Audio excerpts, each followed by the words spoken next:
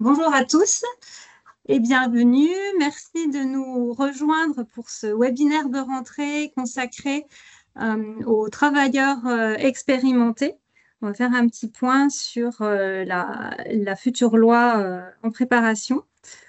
Donc nous sommes ravis de vous parler de ce sujet. Marie-Astrid et moi-même, nous sommes deux consultantes chez Secafi qui intervenons principalement sur les sujets consacrés à la politique sociale. Donc nous verrons, donc nous sommes ensemble pour pendant 45 minutes.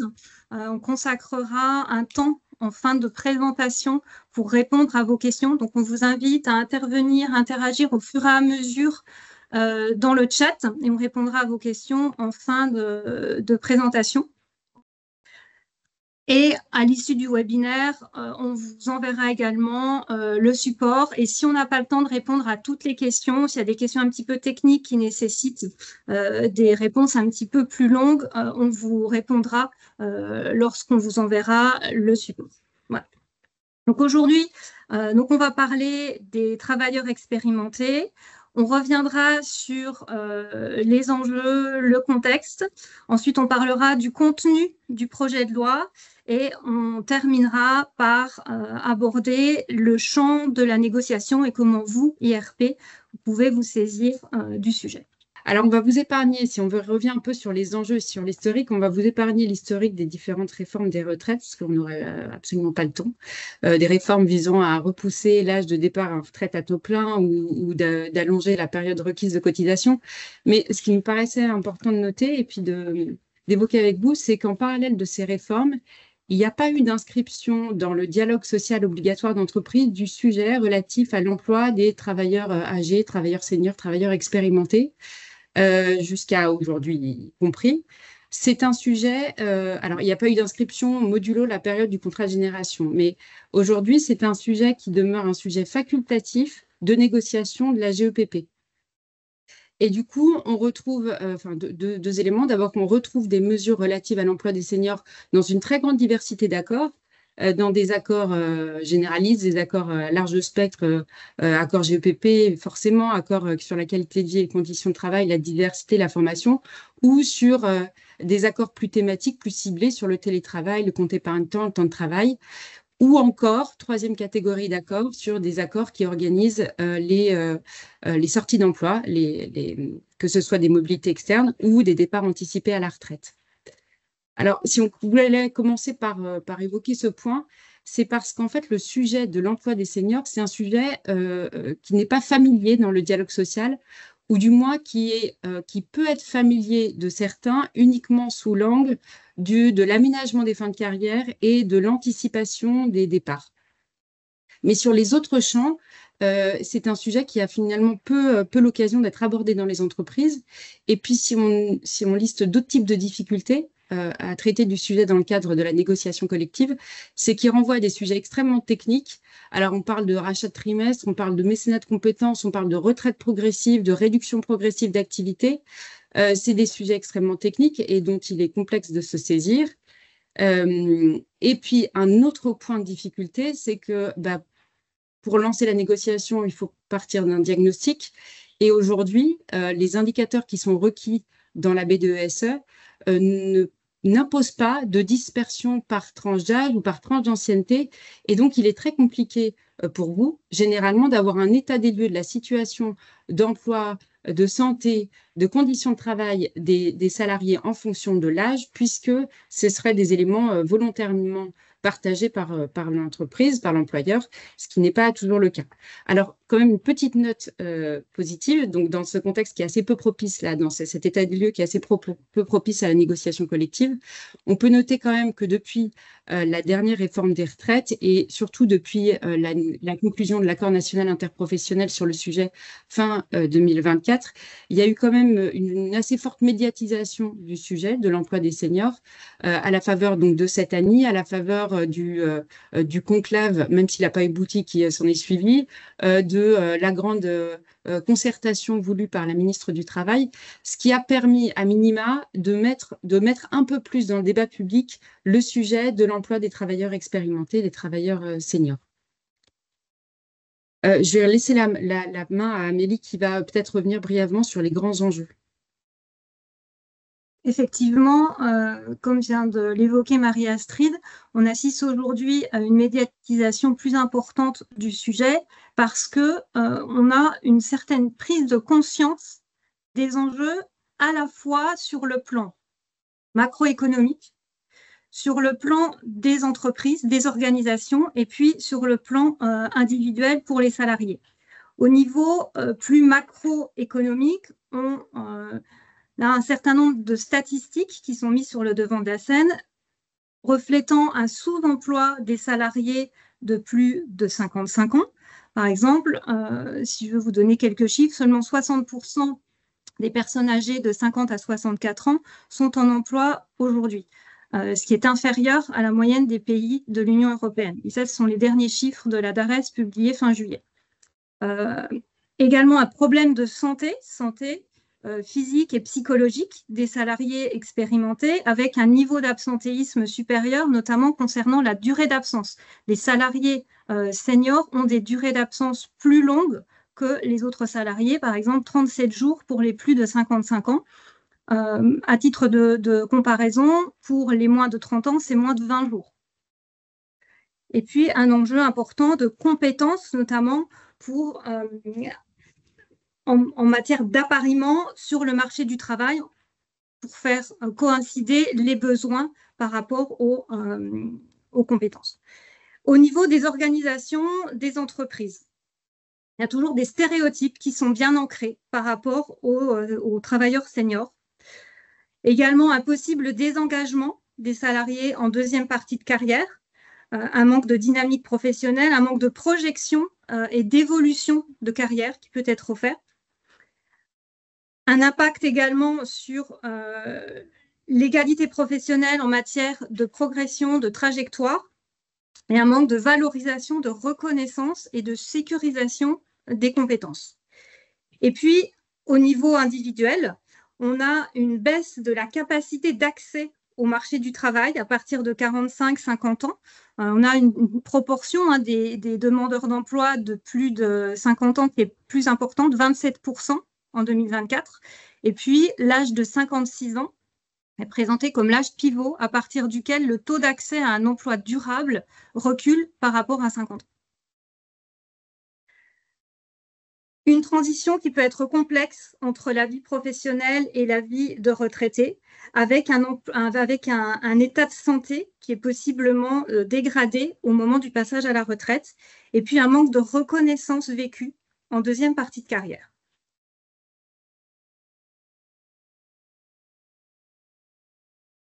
Donc, pour faire face à tous ces enjeux, donc l'accord national interprofessionnel de 2024 a été conclu et la transposition dans la loi devrait être faite d'ici la fin d'année. Hein. Là, on en est au stade de fin de navette parlementaire. Le texte a été voté par le Sénat. Le texte proposé par la commission mixte paritaire a été voté par le Sénat le 10 juillet. Il reste un passage à l'Assemblée et la promulgation de la loi. On va vous présenter les points clés du projet de loi. Premier point, obligation de négocier. Effectivement, depuis les lois Macron, il n'y a plus d'obligation de négocier sur le sujet des travailleurs expérimentés. Un certain nombre d'entreprises traitent du sujet à travers les accords GEPP notamment, mais il n'y a pas d'obligation. Et là, on a un retour à l'obligation de négocier tous les 3 ans ou sur accord au plus tous les 4 ans, à la fois au niveau des branches et également au niveau des entreprises, pour les entreprises de plus de 300 salariés. Cette négociation devrait être basée sur un diagnostic préalable et nous avons des thèmes de négociation obligatoires et un certain nombre de thèmes facultatifs qui couvrent un spectre plus large que ce que nous avons aujourd'hui de façon optionnelle à travers la GEPP. Les thèmes obligatoires seront le recrutement, le maintien dans l'emploi, l'aménagement des fins de carrière et la transmission des savoirs et des compétences. Et de façon facultative, les accords pourront également traiter du développement des compétences et l'accès à la formation, les effets des transformations technologiques et environnementales sur les métiers, les modalités de management pour les salariés seniors, les modalités d'écoute, d'accompagnement et d'encadrement de ces salariés, la santé au travail et la prévention des risques professionnels, qui restent traités de façon optionnelle, et l'organisation et les conditions de travail.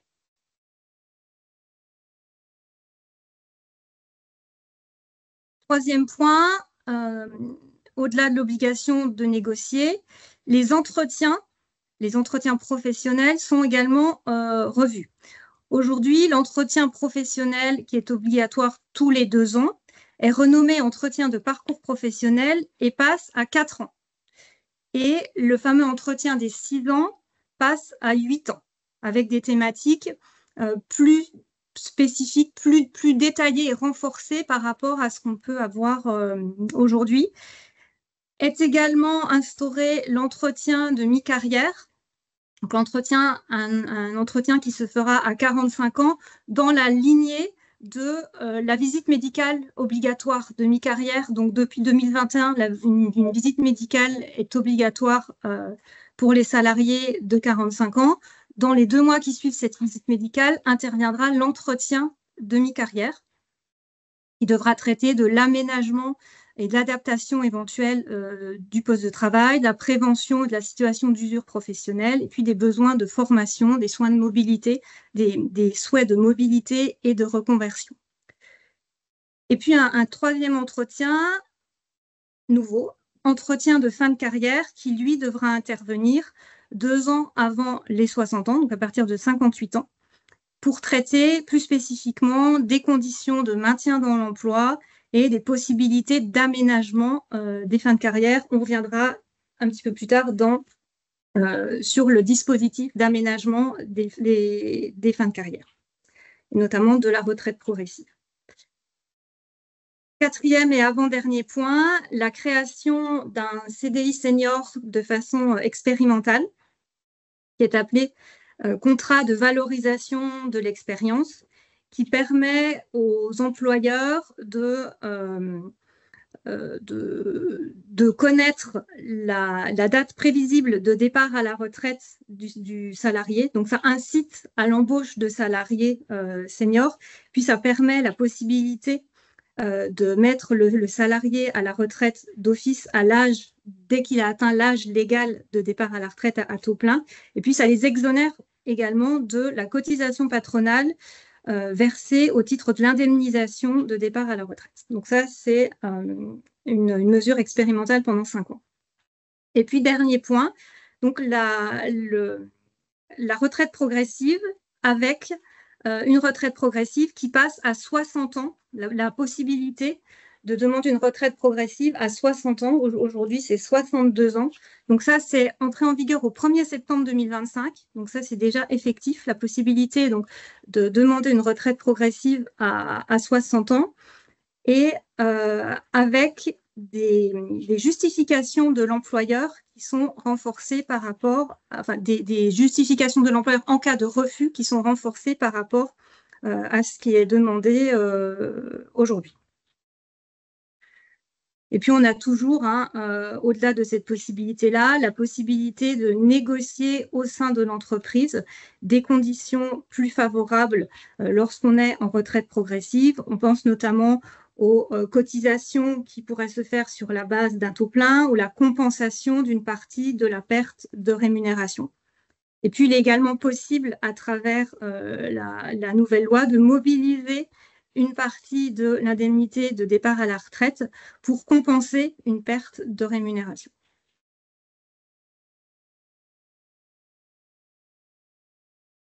Ce qu'on souhaitait partager avec vous, donc maintenant qu'on a précisé, je reviens, effectivement, la loi n'est pas encore adoptée, mais en toute vraisemblance, elle devrait être adoptée dans les prochaines semaines, indépendamment du contexte politique actuel, puisqu'elle a été validée au Sénat, elle a été validée en commission mixte paritaire, et donc il reste une ultime étape de validation avant qu'elle soit promulguée. Et c'est une loi qui reprend pour l'essentiel les dispositions de l'accord national interprofessionnel. Donc, juste pour revenir sur l'essentiel de l'apport de ce projet de loi, c'est l'obligation de négocier au niveau des branches et au niveau des entreprises de plus de 300 salariés dans un périmètre, à la fois parce qu'il y a un diagnostic préalable obligatoire et parce que les champs de négociation sont précisés dans un périmètre beaucoup plus large que ce qui est habituellement fait dans les entreprises qui négocient déjà sur ce sujet. Et elles ne sont pas non plus à généraliser. Alors, le champ de la négociation, ce qu'on vous propose, c'est de vous faire un panorama complet du champ de la négociation possible sur ce sujet, et puis après de revenir un peu plus précisément sur le type de mesures qui peuvent être négociées thématique par thématique. En matière de négociation sur l'emploi des seniors, en fait, on peut schématiquement, ça reste schématique, identifier 4 grandes catégories de mesures qui répondent à des finalités différentes. La première catégorie, donc ce qui apparaît en jaune, j'espère que vous voyez les couleurs quand même sur la projection, ce sont les mesures qui touchent à l'égalité de traitement et finalement à la représentation, à la valorisation de la seniorité dans l'emploi, à la valorisation de l'expérience acquise. Donc on a un premier groupe de mesures sur la lutte contre les stéréotypes dans l'accès et dans la tenue de l'emploi. Deuxième type de mesures, en bleu foncé, les mesures qui touchent à la capacité physique et psychologique de tenir son emploi jusqu'au départ à la retraite. Il faut être en capacité de le faire.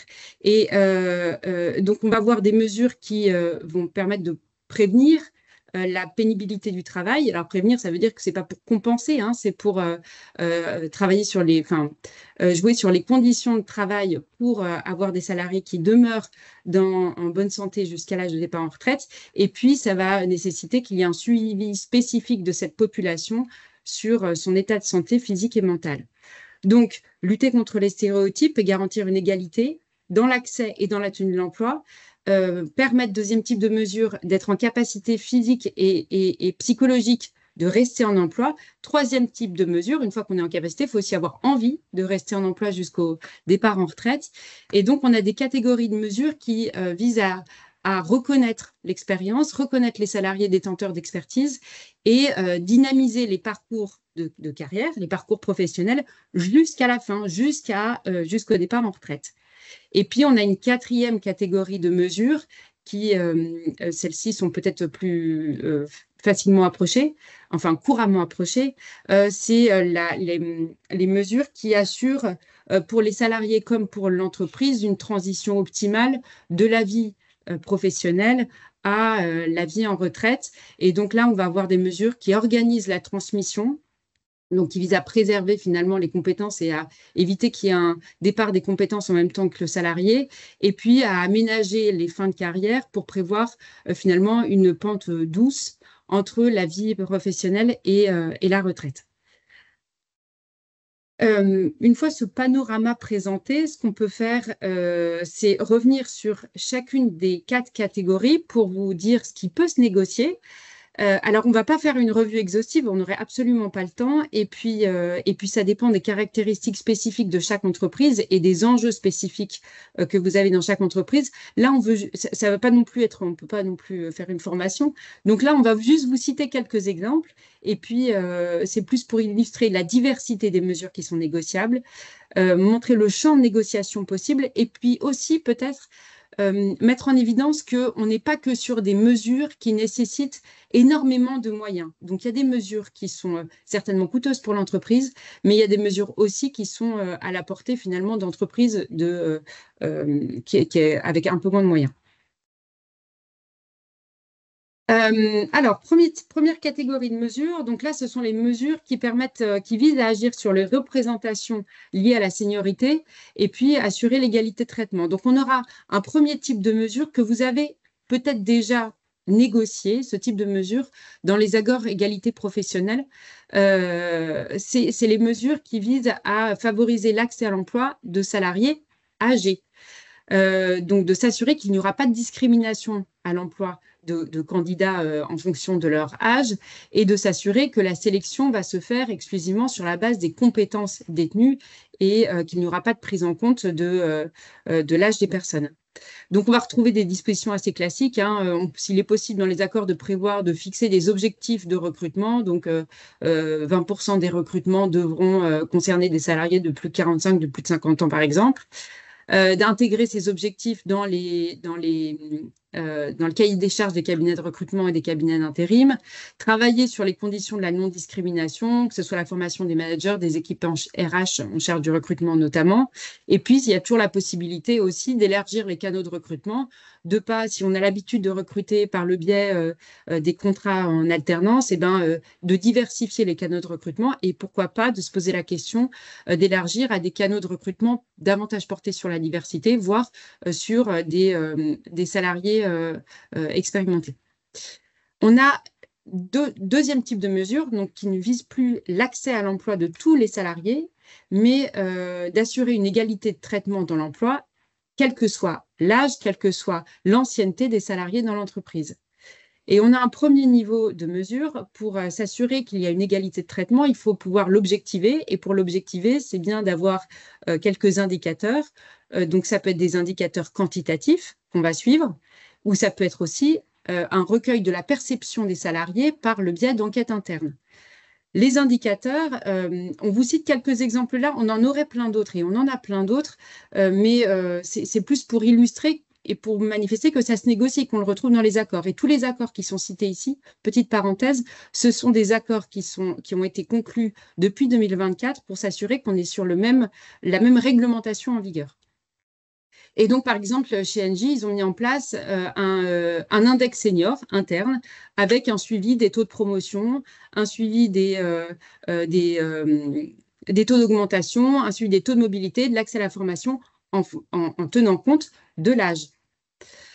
Il est possible aussi d'identifier un référent senior. C'est des mesures qu'on trouve de plus en plus fréquemment dans la nouvelle génération des accords qui sont conclus.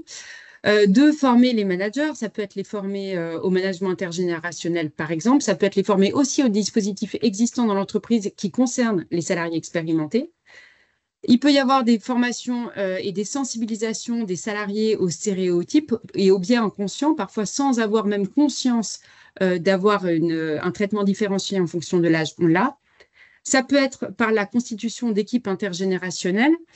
Et ça peut être, et ça, c'est quelque chose qui peut plutôt bien fonctionner, aussi par la valorisation le fait de prévoir dans les accords qu'il y aura la valorisation des parcours des seniors et la mise en avant et la mise en valeur de l'expérience acquise et des parcours inspirants. On a cité AXA parce que peut-être vous avez vu, ils ont eu une campagne assez médiatisée qui s'appelle l'Audace n'a pas d'âge et qui met en valeur l'expérience des salariés seniors. Deuxième type de mesure, c'est ce sont les mesures qui vont permettre d'agir sur la préservation. Alors, on l'a souligné parce qu'on ne sait pas sur la compensation, on est sur une autre dimension. Là, l'idée, c'est vraiment d'être en prévention. Donc, en préservation de la santé physique et mentale des salariés. Là, on va évoquer, bien sûr qu'il y a des mesures en place et qu'on peut négocier des mesures en place pour l'ensemble des salariés. Ce qu'on vous présente là, c'est finalement la surcouche qui va concerner spécifiquement la catégorie des salariés expérimentés. Il n'y a pas de définition de salarié expérimenté. Donc, l'âge à partir duquel on considère que le salarié expérimenté, ça peut être 50 ans, ça peut être 55 ans. Ça dépend parfois du type de mesure et de la démographie dans l'entreprise. Deux types de mesures sur la santé physique et mentale. On peut jouer sur l'adaptation des conditions de travail et on peut aussi assurer un suivi resserré de la santé des travailleurs de plus de 50, de plus de 55 ans. L'adaptation des conditions de travail, qu'est-ce qu'on entend? On peut d'abord adapter le contenu et les attendus de l'emploi. Chez Opteven, par exemple, ce ne sont que des exemples. Il est prévu que pour les commerciaux, on va réduire le périmètre géographique de mobilité des salariés commerciaux de plus de 50 ans pour alléger en tout cas la contrainte liée au déplacement. Des mesures qui sont fréquemment négociées, c'est les mesures qui touchent à l'adaptation des horaires, du rythme ou de l'organisation du travail pour les salariés les plus âgés. Ça pu se négocier même au niveau des branches. Là, on vous cite la branche de l'assistance. Alors, il y a peu de branches qui ont déjà négocié, mais dans la branche des assistances, c'était même antérieur. Les salariés de plus de 55 ans peuvent être, c'est même de 50 ans, peuvent être dispensés de travail de nuit, dispensés d'horaires extrêmes, et tout ça avec un maintien d'une partie de la rémunération liée à l'emploi de nuit.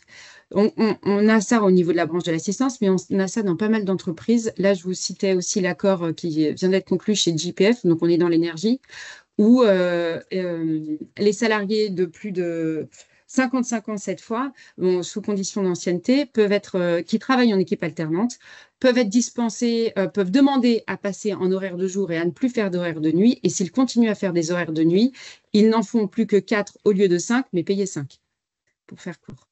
Donc, on peut avoir une adaptation des contenus des attendus d'emploi, on peut avoir une adaptation des horaires du rythme de travail, mais on peut aussi avoir une adaptation, et tout ça, ce n'est pas exclusif, hein, ça peut être cumulatif, une adaptation, des mesures qui prévoient une adaptation du poste et des équipements de travail. Ça peut être, on le voit dans certains accords, la mise en place de boîtes automatiques pour, encore une fois, les populations commerciales. Ça peut être la possibilité, le droit pour chaque salarié de plus de 50 ou 55 ans d'avoir recours, de faire appel à un ergonome qui va étudier le poste de travail et proposer des aménagements. Ça peut être par le fait de dédier dans l'accord, de prévoir de dédier un budget lié à l'aménagement des postes de travail pour les salariés à partir d'un certain âge. Donc là, on est plutôt sur l'adaptation des conditions de travail. Mais ça paraît aussi important, et on retrouve ce type de mesures dans les accords aussi, de suivre spécifiquement la santé des travailleurs expérimentés, des travailleurs seniors, soit par un suivi individuel, et là, on va augmenter la fréquence généralement des visites médicales.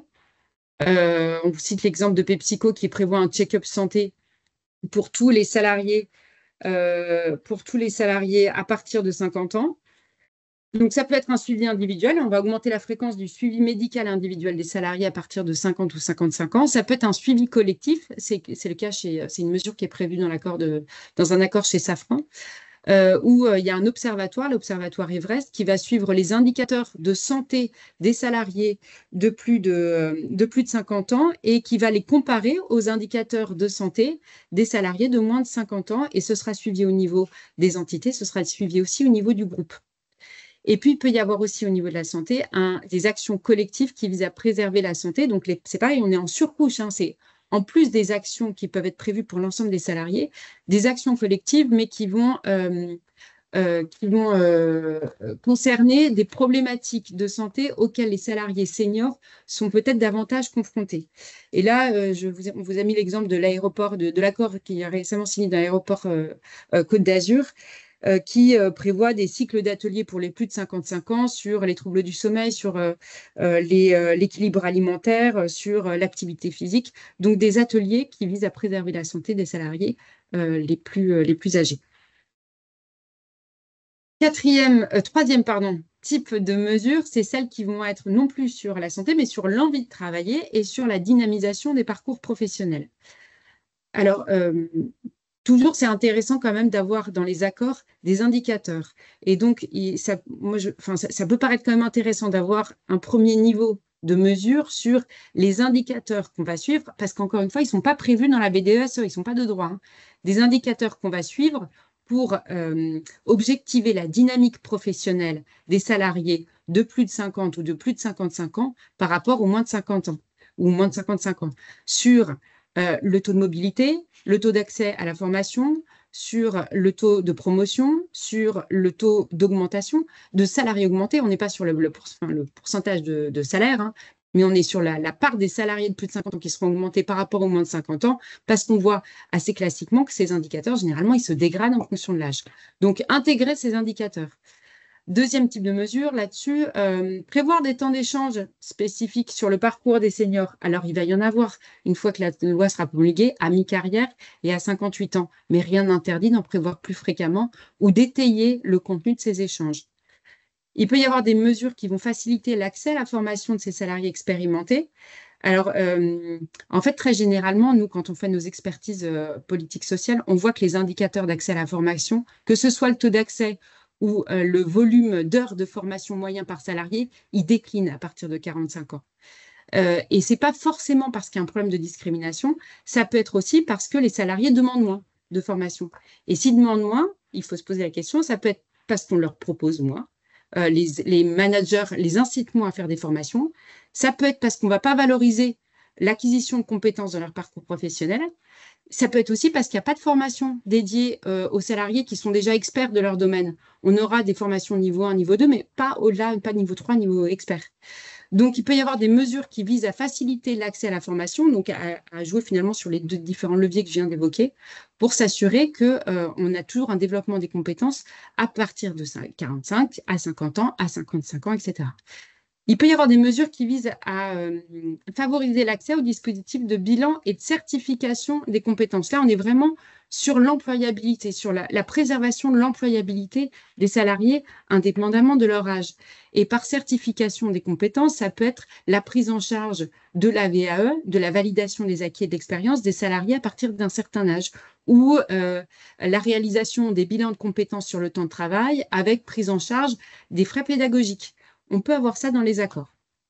On peut avoir aussi des mesures qui mettent en place du tutorat ou du mentorat inversé.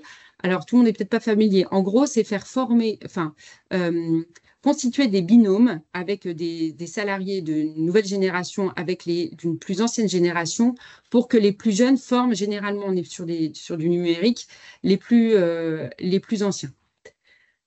Et puis, ça, c'est un champ qui est assez intéressant parce que c'est pareil, il n'est pas forcément très consommateur de moyens. C'est le fait d'identifier des missions qui seront principalement, voire exclusivement, confiées aux salariés en deuxième partie de carrière. On vous cite quelques exemples là. Par exemple, chez GZS, donc on est dans l'assurance, chez Groupama, il est prévu une filière d'emploi consultant. Donc, il y a des salariés de plus de 50, ça concerne les salariés de plus de 56 ans, hein, mais pas tous les salariés volontaires qui souhaitent s'intégrer dans ce dispositif, qui peuvent devenir consultants et intervenir sur des missions transverses pour l'ensemble des services. Donc, ça peut être des missions de conseil, ça peut être des missions de représentation de l'entreprise en externe. Ça peut être c'est le cas chez Allianz, par exemple. Ça peut être des missions chez Schneider Electric. Ça peut être des missions d'enseignement. Les salariés expérimentés peuvent être mis à disposition de rectorat pour transmettre leur savoir. Et puis, très classiquement, on peut confier aux salariés expérimentés des missions de tutorat, des missions d'accueil des nouveaux recrutés. Mais ça, c'est finalement assez classique. Mais ça permet de dynamiser les parcours professionnels jusqu'à la fin de la carrière. Je regarde l'heure pour laisser un peu du temps à répondre à ces questions. Je vais essayer d'aller rapidement. Mais dernier type de mesures, ce sont les mesures qui sont, là, on est en toute fin de parcours professionnel, qui vont favoriser la transition emploi-retraite. 4 types de mesures. Celles qui visent à favoriser l'accès à l'information et aux conseils sur la retraite. Pareil, on a presque une graduation du type de mesure.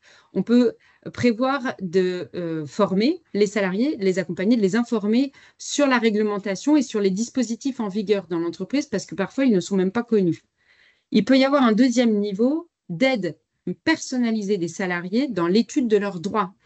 Et là, ce sera par le biais généralement des organismes de protection sociale complémentaire qui interviennent pour l'entreprise. Et puis, il peut y avoir une couche supplémentaire, et là, on sera presque sur des séminaires de formation, des séminaires qui vont permettre de travailler sur la projection de comment la vie va se passer une fois qu'on sera passé à la retraite.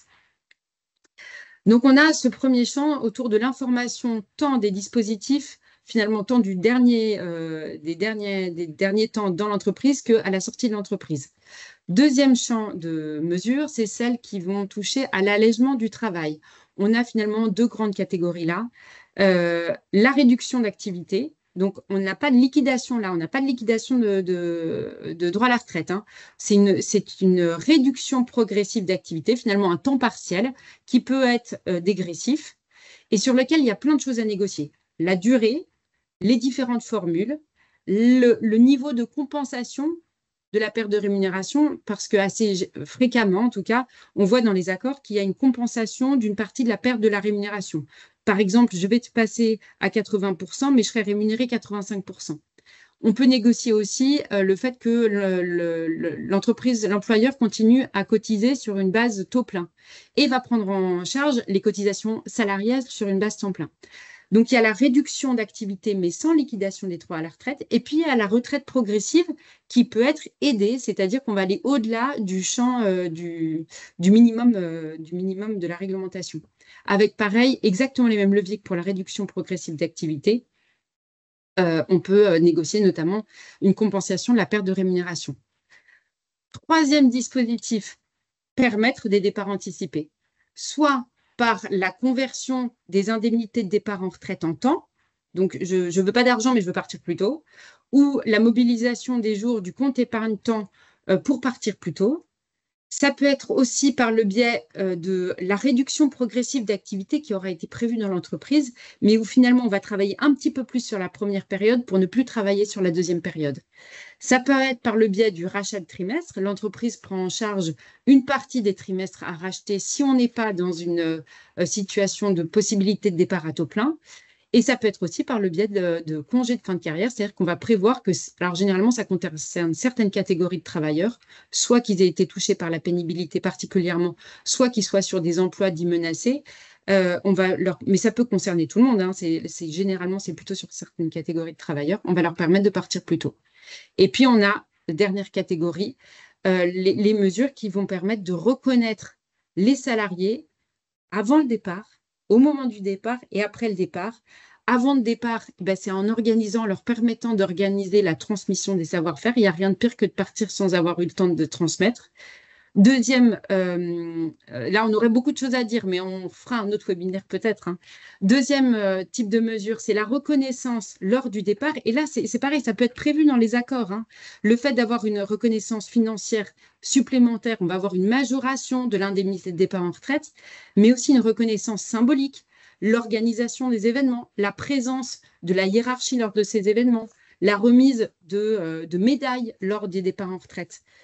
Et puis, ça peut être aussi par la reconnaissance de la compétence après le départ en retraite, en permettant notamment aux salariés qui le souhaitent, hein, c'est vraiment les salariés volontaires, de continuer à contribuer, à travailler. Ce sera sous la forme d'un cumul emploi-retraite ou sur la forme de mission de prestation, pour ceux qui le souhaitent, de continuer à avoir une partie d'activité pour l'entreprise. Et là, on vous cite l'exemple de Leroy Merlin parce qu'il y a dans leur accord toute une variété de dispositifs pour rester en lien avec l'entreprise pour les salariés qui le souhaitent. Alors, il y a plein de questions, je vois, mais on va juste finir. Il nous reste un petit mot à vous dire. Ouais, parce que vous voyez, à travers tout ce qu'on vient de se dire là, vous voyez que le champ de la négociation est très vaste, avec un vrai rôle à jouer pour vous en tant que partenaires sociaux. Alors nous, c'est CAFI, comment on peut vous accompagner dans cette tâche? Dans un premier temps, à travers des actions de formation pour vous aider à décrypter le sujet. Alors, ça peut être des formations pour les élus, voire des formations paritaires. Ça peut toujours être intéressant de réunir élus et direction afin d'avoir un même discours en amont des négociations. Deuxièmement, on peut vous accompagner lors de nos interventions dans le cadre de l'assistance sur la politique sociale. Vous savez que les CSE, quelle que soit leur taille, peuvent faire appel tous les ans lors des informations, consultations sur la politique sociale à un expert rémunéré par l'employeur. Et dans le cadre de ces expertises-là, on peut tout à fait aborder plus spécifiquement le sujet de l'emploi des salariés expérimentés à travers un diagnostic approfondi qui mettra en évidence les points clés de la négociation et des enjeux qui sont les vôtres. Et puis, dans un troisième temps, on peut vous accompagner dans le dur, dans la négociation. On peut vous apporter pour cela des éléments de benchmark par rapport à toutes les entreprises qu'on peut accompagner, et notamment dans votre secteur d'activité. Et puis, on peut également, dans le cadre de l'accompagnement à la négociation, donc, on vous assiste lors des réunions préparatoires aux réunions de négociation. Et on peut également chiffrer, par exemple, le coût des mesures que vous êtes en train de négocier. Et cet appui à la négociation peut très bien se faire à travers la mission politique sociale ou une mission d'expertise libre dédiée à ce sujet-là. Voilà ce qu'on voulait partager avec vous. On va prendre certaines de vos questions et peut-être pendant qu'on regarde, on vous propose de répondre aussi à une interrogation que l'on a de notre côté. concernant la façon dont le sujet est abordé chez vous. Est-ce que vous avez un accord et est-ce que vous êtes satisfait de l'accord qui traite du sujet des seniors dans votre entreprise? On vous laisse quelques minutes pour répondre à cela. Alors, on commence à répondre à vos commandes. Alors, je prends par la fin. Quand la loi va être promulguée, eh ben, en fait, on ne le sait pas encore. En fait, on a. Tout dépend de la pérennité du gouvernement actuel. Alors, oui, c'est ça. Alors, en fait, on a assez peu de doutes, quoique rien n'est impossible, mais on a assez peu de doutes sur le fait qu'elle soit promulguée parce que toutes les étapes ont été franchies. Et encore une fois, c'est une loi qui ne fait que retranscrire, enfin, il y a certaines évolutions qui ont été apportées, mais retranscrire l'accord national interprofessionnel qui a été adopté en novembre 2024. Donc, et toutes les étapes parlementaires ont été franchies. Il ne manque plus que la dernière, c'est-à-dire les étapes parlementaires, ça a été vu en Assemblée nationale, ça a été validé en Sénat, il y a eu la commission mixte paritaire, il faut que ça revienne à l'Assemblée nationale pour une adoption définitive. Il manque cette étape-là. Alors peut-être que ça va être un peu décalé dans le temps du fait des événements et des incertitudes politiques en France, mais il y a quand même assez peu de risques que cette loi ne passe pas et qu'il n'y a pas d'obligation de négocier en la matière. Ça, c'était pour la dernière question. Enfin, pas la dernière, parce qu'il y en a eu depuis. Ensuite, il y avait beaucoup de questions que vous posiez et que vous nous avez posées sur la retraite progressive. Alors, peut-être qu'on peut vous proposer de faire parce qu'elles étaient nombreuses et finalement, certaines étaient assez techniques. Et on a un petit support assez synthétique qui répondra à vos questions sur la retraite progressive. Et je propose qu'on vous l'adresse en même temps que le support du webinaire. Comme ça, vous retrouverez, et tout le monde pourra l'avoir, une partie des questions et ce sera certainement plus clair que si on le fait en 1 minute maintenant. Alors, j'essaye de répondre. Alors, le support est-il à jour depuis le 1er septembre? Le support est à jour. Oui. Vous n'avez pas d'accord? Je ne sais pas où est-ce qu'on voit le... Il faut que je remonte. Moi, je ne vois pas.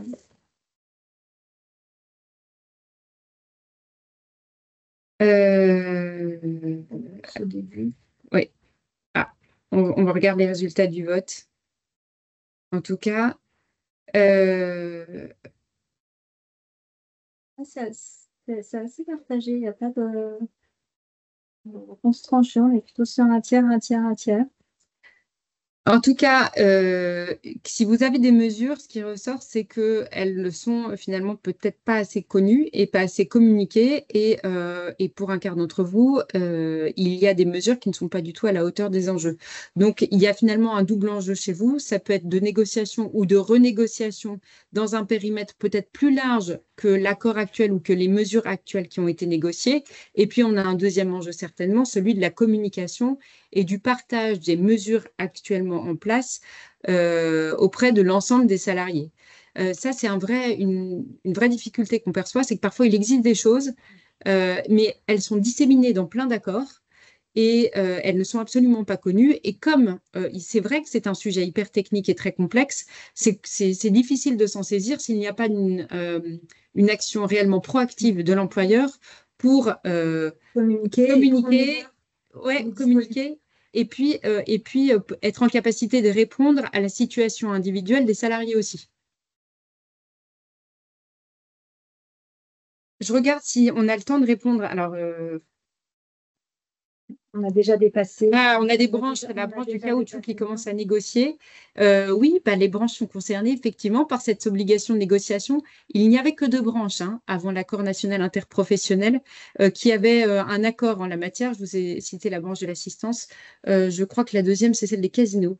Enfin, il y a quand même peu de branches qui avaient investi en la matière et donc en tout cas, c'est un apport qui pourrait être très structurant que d'avoir cette obligation de négociation au niveau des branches et ce qui permettrait, parce que je ne sais pas si on l'a dit, d'avoir au niveau des branches l'élaboration d'un plan d'action type pour les entreprises qui n'auraient pas de négociation ou pour lesquelles la négociation n'aurait pas abouti.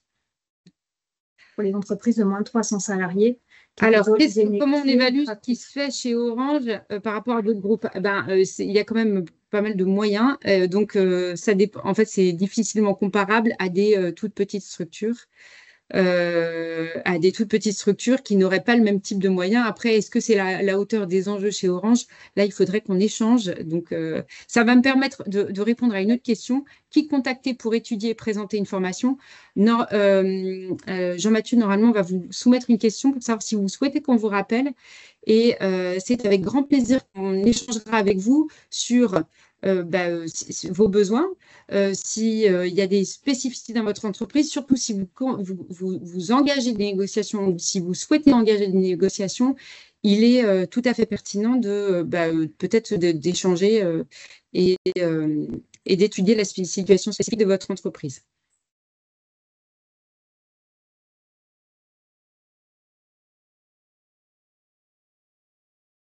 Alors, quid dans l'événementiel? Dernière question, pardon. Il y en a plein qu'on a raté et on va y répondre après, hein. Mais on avait indiqué un créneau de 45 minutes. Quid de l'événementiel dans des structures de 77 salariés? En fait, dans des petites structures, rien n'interdit la négociation d'un accord ou la mise en place de mesures, en fait. Mais c'est pareil, vous pouvez nous recontacter et puis on échangera spécifiquement sur votre situation. Rien n'empêche effectivement d'être toujours mieux disant que la loi. C'est pas parce que la loi n'oblige pas la négociation pour les entreprises de moins de 300 salariés que vous ne pouvez pas vous saisir de cette opportunité-là pour vous engager néanmoins des négociations. Alors, on est arrivé au terme du temps, on a un peu débordé. On vous remercie d'avoir été présent malgré les difficultés techniques. On vous invite vraiment à soit nous rappeler, soit indiquer là que vous souhaitez être appelé et c'est nous qui le ferons. Mais surtout, n'hésitez pas, on a bien conscience qu'en 45 minutes, échange compris, c'est très compliqué d'étudier l'ensemble du sujet. Merci beaucoup en tout cas. Et puis, jeudi prochain, vous avez rendez-vous avec un autre webinaire qui sera placé sous l'angle de la RSE et des conditions de travail, avec la thématique exposition des salariés aux risques climatiques, comment les prévenir et s'adapter. Nous vous souhaitons une bonne journée et à très bientôt. Au revoir.